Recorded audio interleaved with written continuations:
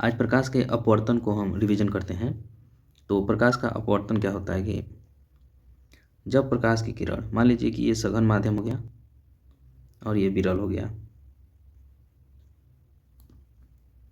तो जब प्रकाश की किरण किसी सघन माध्यम से किसी विरल माध्यम में प्रवेश करती है तो इसको सीधे निकल जाना चाहिए।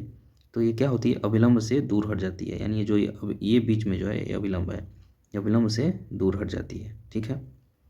और जब प्रकाश की किरण किसी विरल माध्यम से जब सघन माध्यम में प्रवेश करती है, मान लो कि विरल माध्यम हो गया, इधर विरल हो गया और ये सघन हो गया, तो जब प्रकाश की किरण किसी विरल माध्यम से सघन माध्यम में प्रवेश करती है तो सीधे निकल जाना चाहिए। तो क्या होता है कि अभिलंब की तरफ झुक जाती है। ठीक है।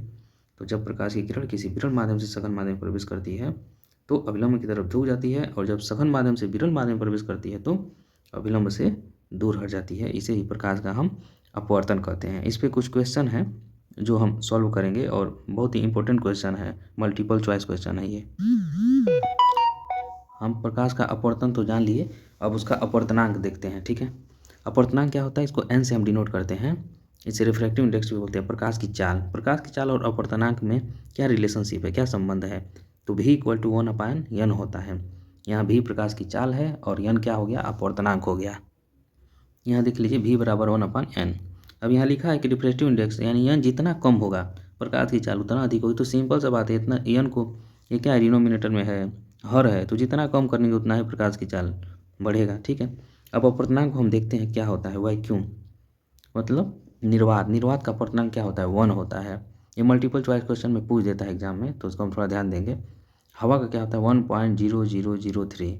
पानी में क्या होता है, 4/3। तो इसको जब हम डिवाइड करें 1/33 आ जाएगा, सॉरी 1.33 पानी में, वाटर का। और ये मिट्टी के तेल का क्या होता है, 1.44।